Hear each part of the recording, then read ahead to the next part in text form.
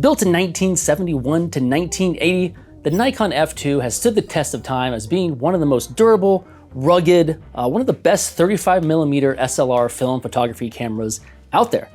And in the year 2024, it is my current photography hobby, film photography. Hi, I am Joey Famelli, and you may know me as a video producer here at Tested, but I also do camera reviews on new and emerging camera technologies. I've done VR camera reviews, spatial audio, new mirrorless and new DSLRs. But lately I've been really attracted to film photography, learning film photography and understanding it and getting into it as a hobby.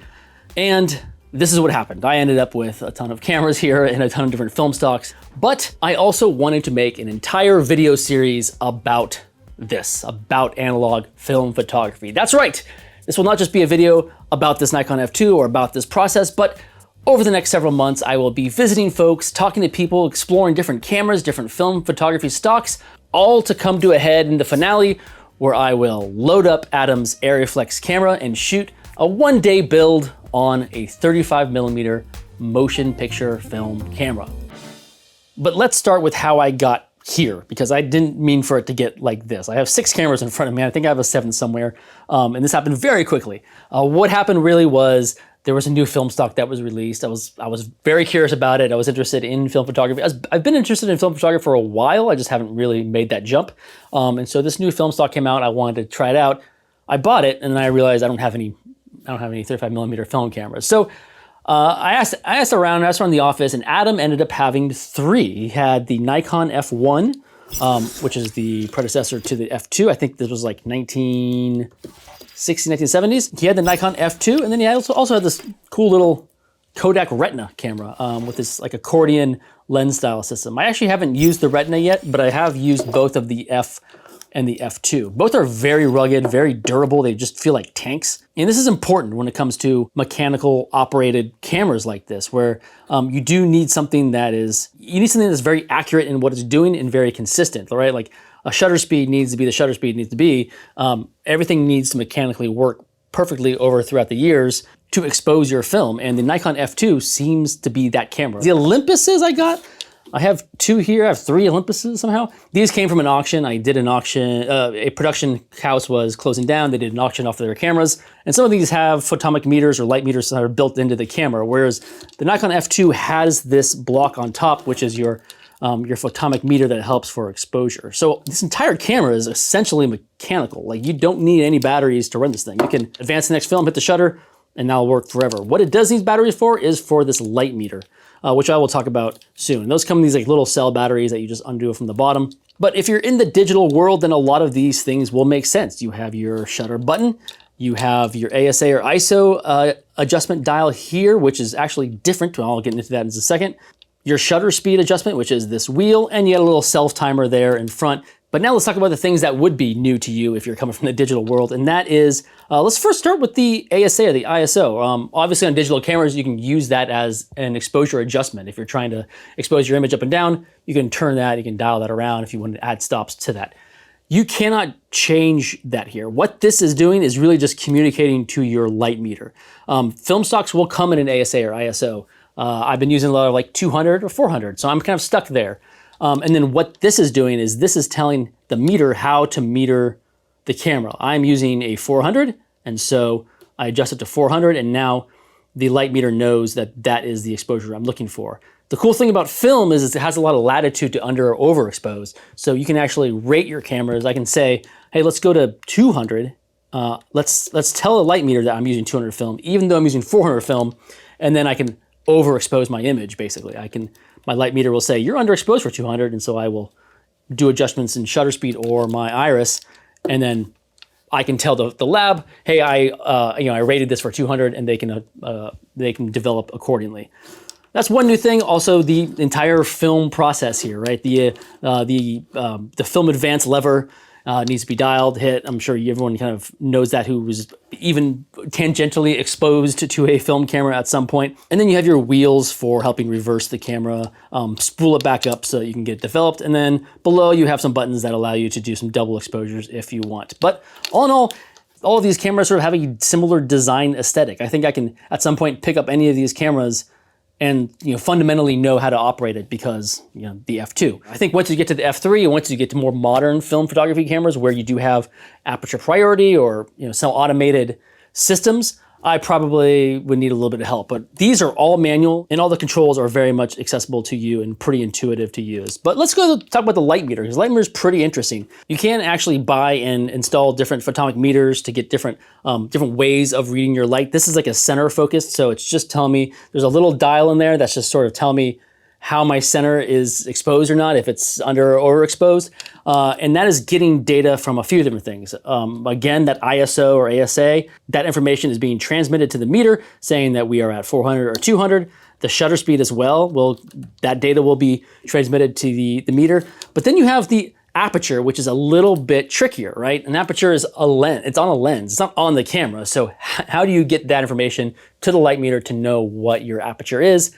That is through these little rabbit ears on the lens. They're actually screwed onto the lens and they hook onto a hook that's underneath the light meter, and you calibrate that by going all the way to one end and then all the way to the other, and then it knows this is at 2.8 and this is at 16. And so as you move your aperture around, those rabbit ears move that dial, and that dial tells the light meter what you are exposing that at. So it's pretty analog, really. Like there's no need for anything else really to be much more complicated. It's really just, it hooks on and it goes. And I've even seen some modern Nikon lenses that have little screw adjustments for installing your own little rabbit ears if you wanted to use more modern lenses. Or you can just use like a light meter, traditional light meter. I've done that a couple of times. I've thrown on another lens that doesn't have this whole rabbit ear system, and then I just use a light meter and sort of gauge where I'm at.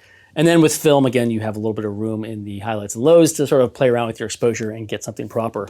There's a whole lot more to the Nikon F2, a whole lot more history, a whole lot more operation. I'm really just glossing over the basics of this thing, sort of how you would approach this if you were coming from a digital background and you were given this camera. But I will say, I've had a lot of fun shooting with this thing. The light meter is very intuitive. The entire manual operation, I think from my background, I sort of understand. I think this could be a little bit daunting if you don't quite know exposures, or if you don't quite understand, you don't quite have the language of the complete manual systems down. That might be a little bit tricky. Like an aperture priority mode would be probably easier for a lot more folks, but I think if you have any sort of moderate experience with manual operation, you should have no problem just running this thing. This has been a ton of fun to shoot with, and I can't wait to actually get to the motion picture version of this, where the stakes are a lot deeper and the film rolls are a lot bigger.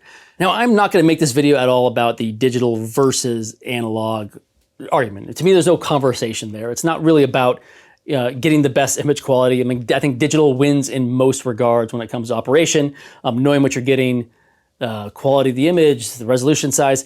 This is really much more, to me, it's much more about process. It is about changing the way in how I approach photography. And I think that has been the much more interesting, fun thing for me to explore. I'm still going to use my digital cameras a lot of the times, but I tend to use this for those moments that I want my process to be a little bit different, a little bit more measured, or I want a slightly different look, something a little more raw, something more organic. Not saying I can't get that with my digital cameras, but the process of doing that with this camera just feels much more natural and much better. And that's kind of where I'm coming at this at. I still love digital, but I'm really having a lot of fun with these analog cameras. Now you shot your entire roll, you wounded it back up. What comes next, right? You need to get developed. And I advise you not to go to your CVS's or Walgreens, those fast turnaround developing places.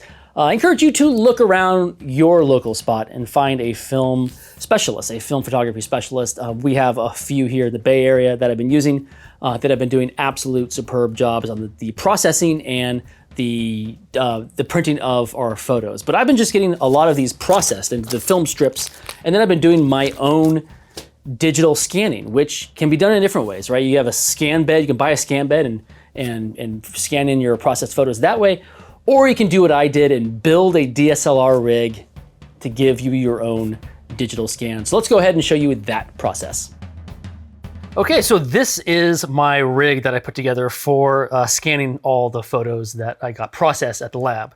There's 100 ways to do this. If you Google search, just putting together a DSLR scanning rig, you'll find all sorts of kind of inspiration. If you have like a tripod, you can use a tripod that aims down. These are sort of the things that I had available to me, and so I built it out this way. It's not probably the highest quality. I think if I was to get photos blown up or printed, I'd probably pay for them to be digitally scanned. But for purposes of just throwing up pictures on like Instagram or just getting developed so that you can play with them in Lightroom, I think this is perfectly fine. So what we have here from the hardware standpoint is basically an Apple box, some pipe and some like base that I had from an earlier project that I just screwed in the Apple box. I used Arca plate. I have a lot of Arca rail and Arca plate stuff for cameras and photography. And so I mounted one of those rails on here so that the base here can slide up and down to get the camera as close to the film as possible. I found a 3D printed model of a film holder. You can buy these. These are all in B&H. They range from like 30 to 100 bucks, depending on what size of film you have. This is for a 35 millimeter. I decided to have one printed. I sent the file to Norm. Norm printed one up for me. If you look, there's a little slit there that the film goes into, and then the little opening here that we will get the camera as close to as possible to take a picture of that negative. And then I put a little bit of Velcro here just so I can keep everything together. I have a little external monitor here that I was using just for accuracy purposes, but you don't really need that. There's some tools in here that I like to use. And then of course a camera. This is the Canon R5. This is a mirrorless full frame camera with a macro 100 millimeter lens. Now, there are a few things to keep in mind when you start exposing for this film. We'll get into that shortly, but let me show you how I mounted this. I have a little plate here that just snaps right onto this rig. There you go. You want to have this as level as possible with the film. Basically, the sensor plane being as level with the film plane. You basically don't want any kind of abnormalities with the image itself. You don't want any sort of lens distortion. You don't want any sort of characteristics for lenses. When possible, you want to use like a native macro lens that'll give you the sharpest image all around, as opposed to having like some vignetting or some corners that sort of become a little more softer. You basically want to keep the film as preserved as possible by eliminating all that stuff within the camera. So full frame is nice because it's a nice big image. The macro lens will give you the sharpest, cleanest image. If you use a smaller sensor camera like a Micro Four Thirds or APS-C, you might want to put like full frame glass on there just so you use the center of the lens that really like is the cleanest part of that glass. Normally I go with lenses that have characteristics, but for this purpose, you do not want to do that. And then again, you want an easy way to sort of slide it up and down so that you can get in on that film. So let me show you how we set this up and then we can go ahead and expose it. I guess the last thing, hardware-wise, you want a light source. I used an iPad for the first set of my film scans, and that's totally fine if you use like a little bit of diffusion. You basically want something that lights up a high CRI quality, so you want like a good light quality. Most film lights are in like the 90s, and that's pretty good for this. And then something that's like daylight balance, so you get some like clean light. You know how to set all of your white balance correctly, so that your color rendition on the film scans come out sort of the most accurate. So here we have a little film light that I put some diffusion on so that you don't see the pixels. I have it set to about 60% at 5600. And again, you can buy light boxes on like B&H or camera stores. These are not too expensive either, like 50 to 100 bucks. And then your film holder is gonna sit on that light box. So let's go ahead and turn the camera on. Now, a few things to think about when you're thinking about exposing film. First of all, you want to wear gloves. You don't get fingerprints all over your film strips. But when you start exposing this stuff, again, you want the lens to be as optimized as possible. You want it to operate in the cleanest way possible, and that usually sits within like the f8, f11 range. If you open up a lens too wide, sometimes lenses tend to be a little bit softer. If you close them up too much, you get lens diffraction, and those images tend to be softer. So you want something in the middle. You want a nice deep depth of field so that there's going to be no chance of this becoming out of focus in any spot. So I have this set to f8. I have my ISO at 100.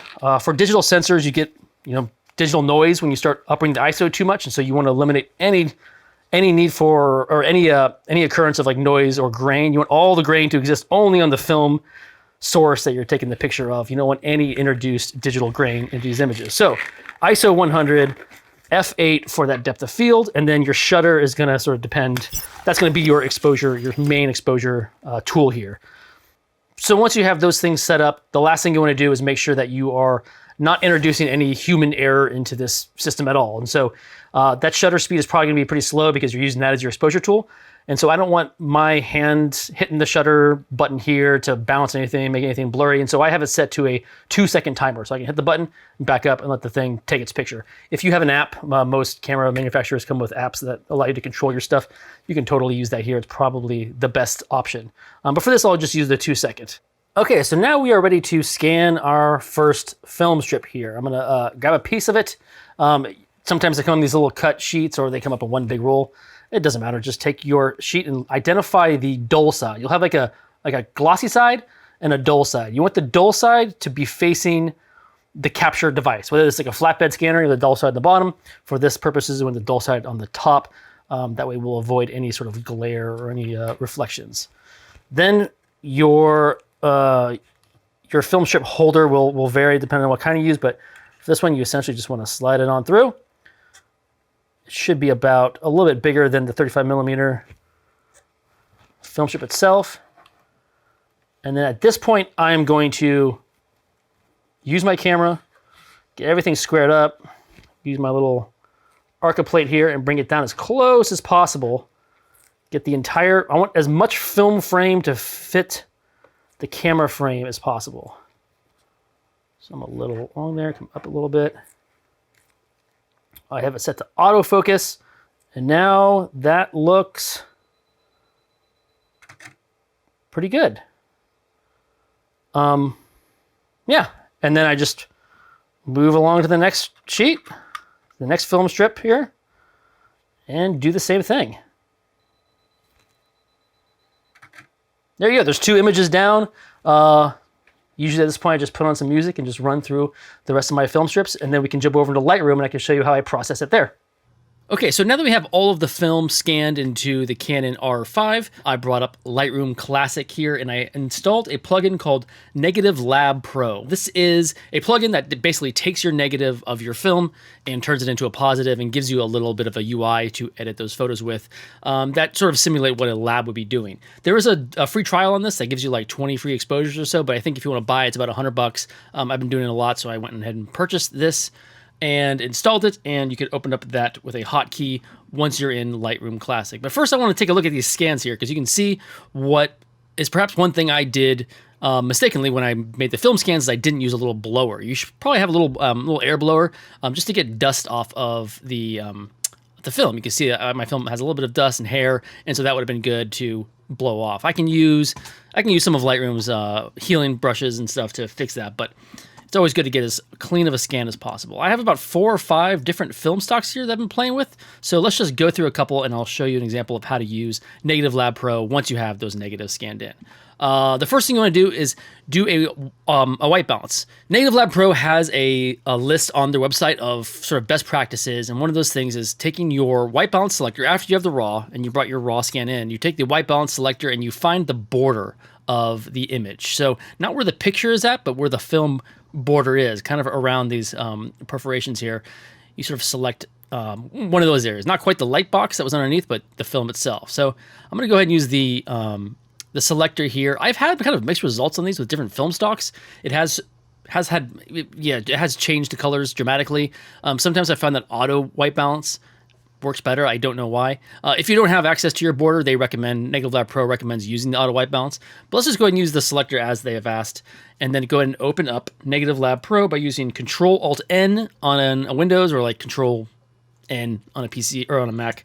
So it's going to load, and you're going to see this little pop-up here, and this is mainly where you're going to be working in, is this little window here. This is Negative Lab Pro V3.02. Source, we used a digital camera. We did not use a scan bed. The color model, I'm going to keep as basic. A lot of people like the Frontier, Noritsu.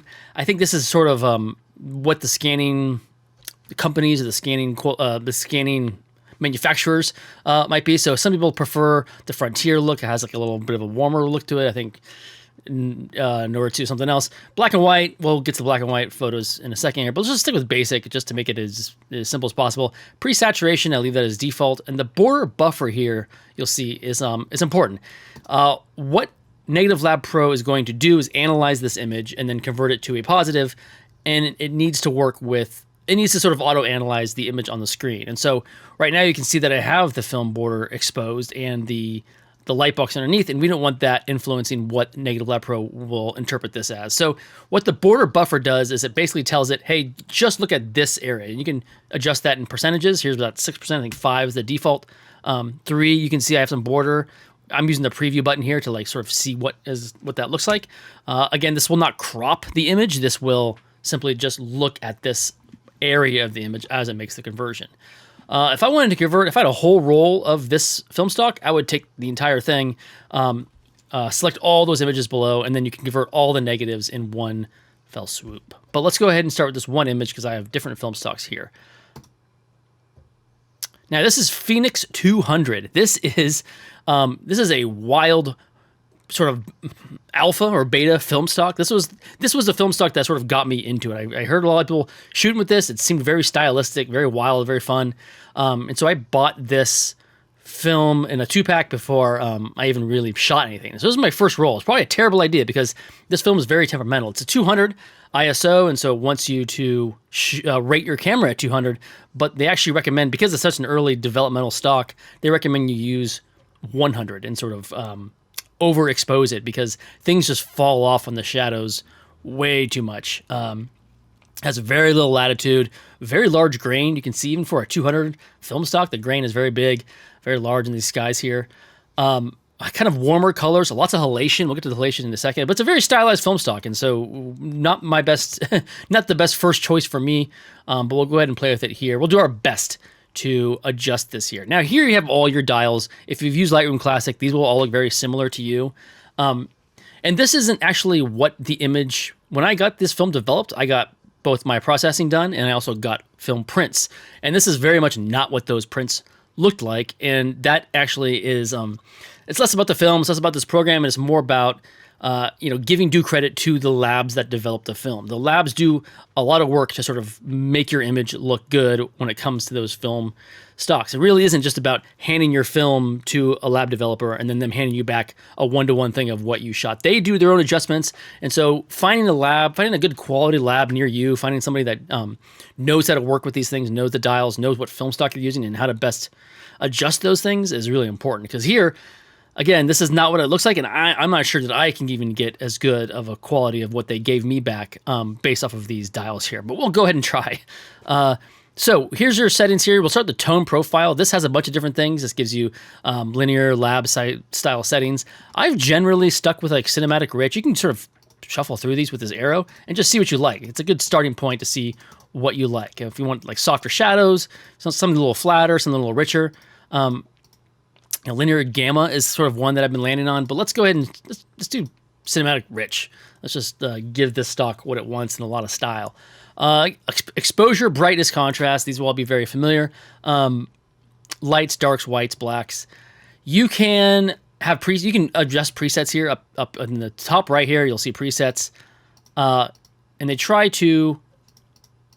Let me find out. It's like Kodak Gold, right? I have a couple stocks of Kodak Gold in here, which actually doesn't look terrible with the preset here. But these will give you presets based off of the stock that you're working on or just a style. But let's go ahead and reset that. Let's just start from scratch. Cinematic rich. Obviously, it's very overexposed, so let's go ahead and adjust the brightness down a little bit, lower exposure. Now you're working in this window here because if you look at this as like a layer tree or a node tree, consider this being consider this being at the bottom of the node tree or the last node of node tree. Whereas anything you do now in the Lightroom setting here will be adjusting that to that negative that you saw earlier. So it was like an inverted negative, right? And so if I increase exposure here, it's actually going to darken it because I'm increasing exposure to a negative, making that negative brighter, making this converted positive darker. So we really don't want to mess around in the Lightroom settings too much. I think if you wanted to do things like this cleanup that I want to do, I can export out like a TIFF or a lossless file and then bring it back in here and then start making some adjustments. So let's stick in here for now. I'm just gonna make some quick adjustments. I'm not gonna get too precious with this. Yeah, everything you kind of know from your Lightroom, right? Your blacks, whites, your white levels, black levels, your lights, your darks, your highlights, your shadows, rather. And then you get to some new settings here: the lab glow, lab fade.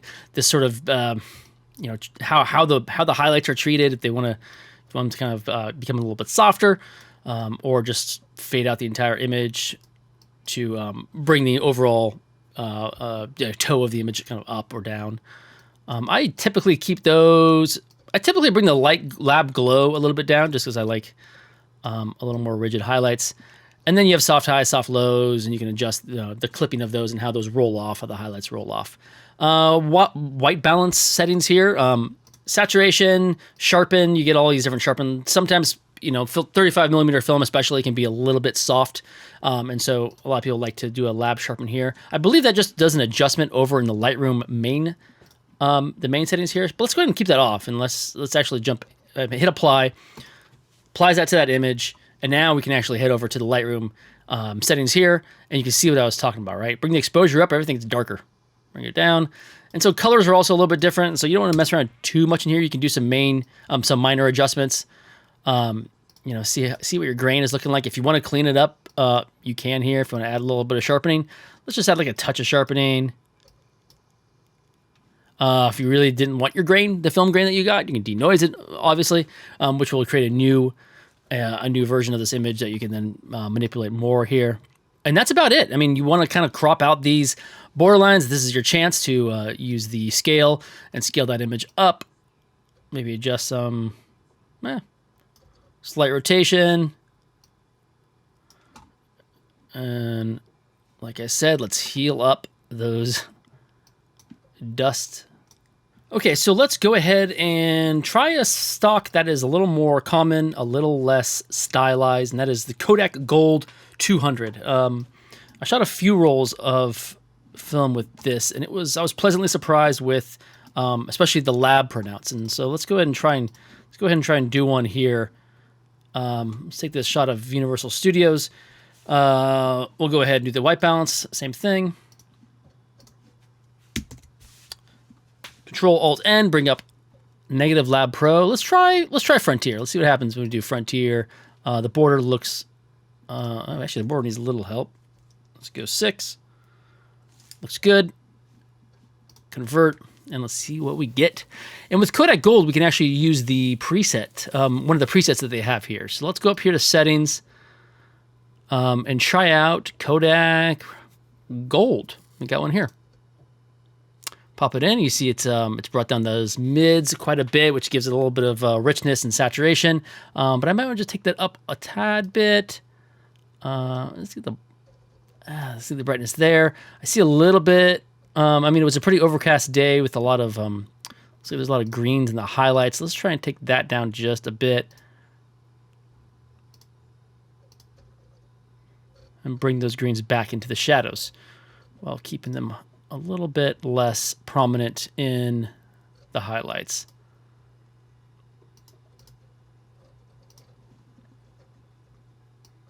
Introduce a little more contrast. Let's bring up the low end a little bit. My black level looks good, but I could probably take it up just a bit so things aren't getting quite as crushed. My whites are looking pretty good. Now here we can do a little roll off if we wanted to, so we'll do a white clip, soften the highlights out. You can see that in the sky, it just sort of brings them down a little bit so it's not so aggressive on the eye.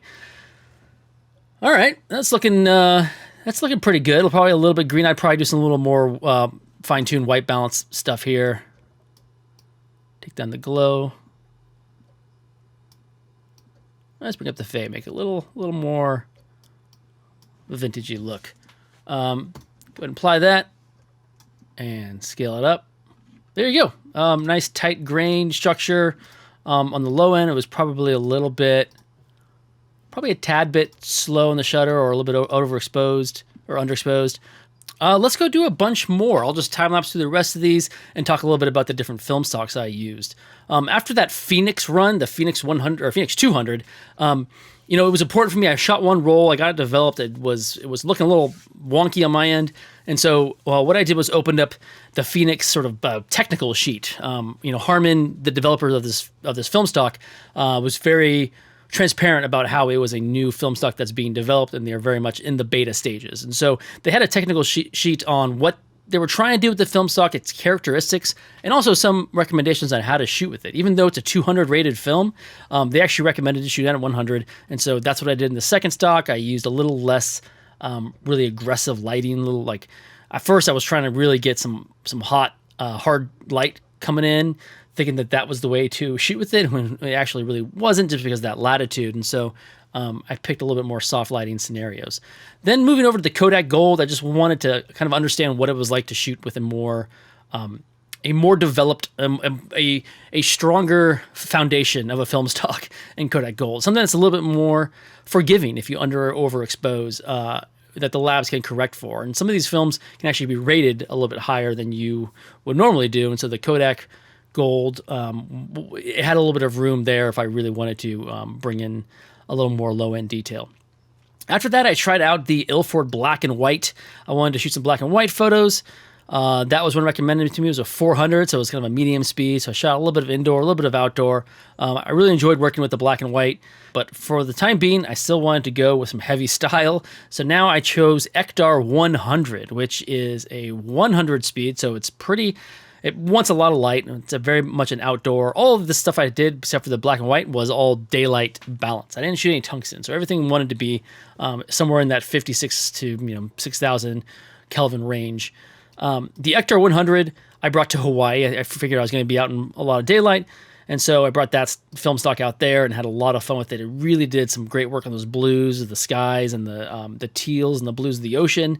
And then I brought it into the office and shot a couple things, like the Arri camera of Adams. I did a little portraiture session with that thing, and some outdoor park stuff, and had a great time there. But all these film stocks were, this is all, this sounds all very daunting, all this information, all these different stocks and what you're doing, but that's sort of what was fun. Is you have your Kodak Gold. If you really just want a stock that you don't have to think about too much, that you want to shoot with, that's there for you. And then all of these other film stocks, all these little nuances, it's less to be about daunting or gatekeeping in any way. You don't need to know about all this stuff, but it's just been fun for me as a hobby to buy a film stock and figure out what it's doing, what it wants, how it's processing these different lights, these different interior light sources, right? It does daylight, but then how does it render these fluorescents or these LEDs that we're so used to digital kind of figuring that stuff out, that these film stocks render those colors and render those light qualities much different than the digital sensor, but also across different film stocks. And so that's a really neat idea of grabbing a film stock and seeing what something would look like as you would light it, and getting something surprising, something pleasantly surprised, or just unique or odd, something that you wouldn't have even thought of doing the digital route. My last stock I played around with was the Lomography 800, which was a higher speed, the highest speed film stock I used, the 800, because I was shooting for a friend's wedding in the city hall, the courthouse area of San Francisco, and so I brought that stock to shoot inside of there. And that was a very clean film stock. Even though it was 800 at the highest speed, it had far tighter grain structure than the Phoenix 100, the Phoenix 200, and it was a much cleaner look. Something that they wanted for their wedding, but also they did want. The reason that they wanted me to shoot film was because there are nuances and there are a rawness to film that they weren't getting with their digital photographer. They did have a digital photographer as the main photographer, but then they just wanted these images as sort of a little postcard, imperfect postcard of this magical day for them. And that was a really fun experience to be a part of. And I can understand that. And I am choosing film for a different reason than they want to choose film for their wedding. And same goes to everybody else. It changes the process. It changes the way you look at these moments and the way you capture these images. And that's a really cool aspect of this. Obviously digital capture is the superior capture for both film and motion pictures in a lot of ways. But the process changes when you work with film, and that's what's so neat about it, and that's what's sort of drawing me towards playing with it more. I'm very excited to try out a bunch more stocks. I have a few stocks in mind, a few stock packages that I haven't even opened yet. I love trying to assess a place or a situation or a location that I'm shooting with a certain stock and a certain look. So I'm gonna be doing a lot more shooting with this as we explore other facets of this hobbyist world before, again, landing in the cave and shooting a one-day build on a 35mm motion picture film camera, which seems insane, but a ton of fun. So thank you guys for watching. I'll see you guys in the next one of these videos. Until then, keep shooting. Bye.